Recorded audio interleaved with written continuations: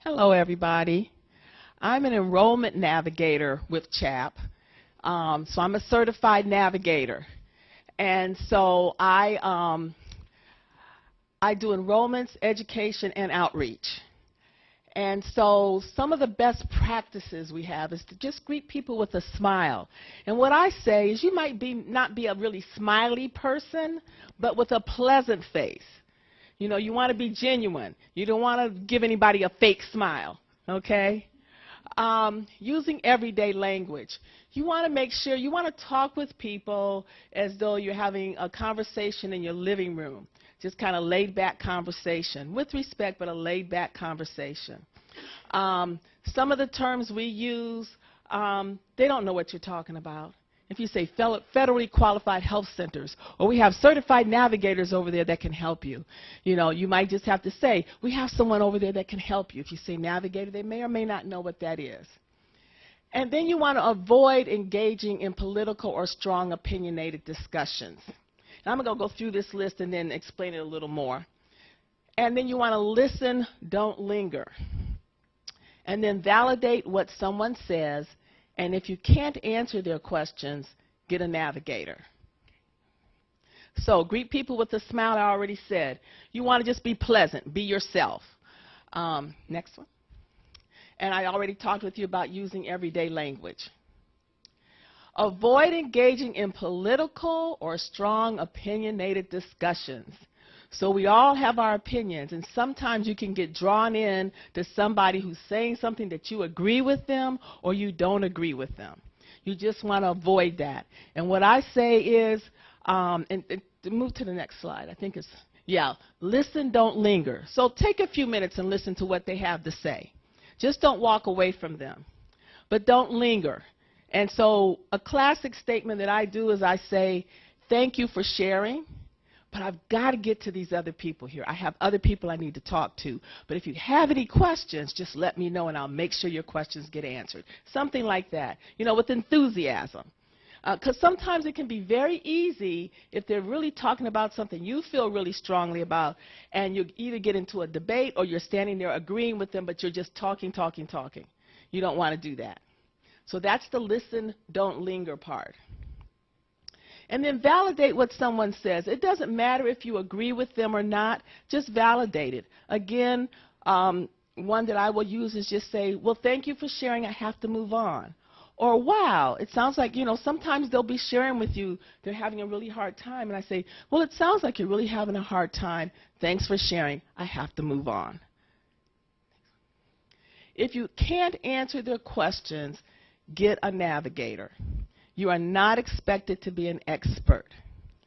And so there might be different ways that the navigator will ask you to work with them.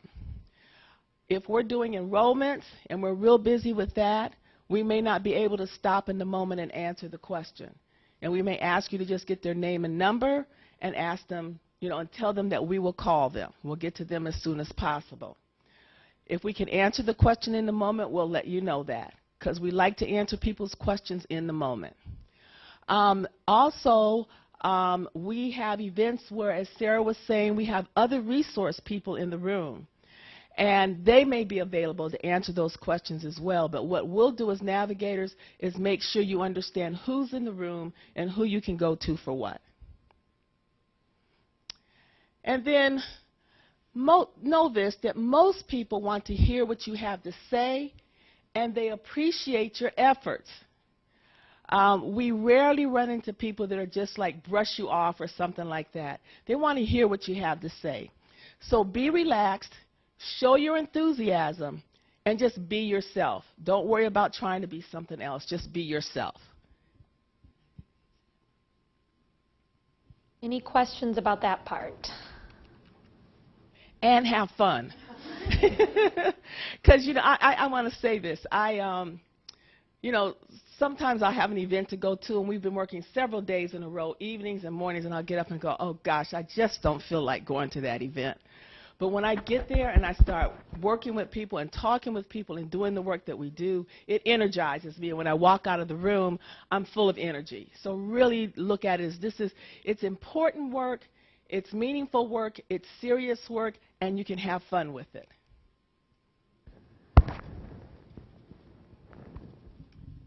question for you, Sondra, or Sarah, whichever. Who are you talking with mostly at events these days? Who do you find needs to be enrolled that perhaps the students will be talking to? Is it people more eligible for Medicaid, for example, or the marketplace? More recently, we've been doing mostly Medicaid, but that has to do with where we're located and the events we do that are targeting primarily Medicaid. But it really does depend on the location and where we go.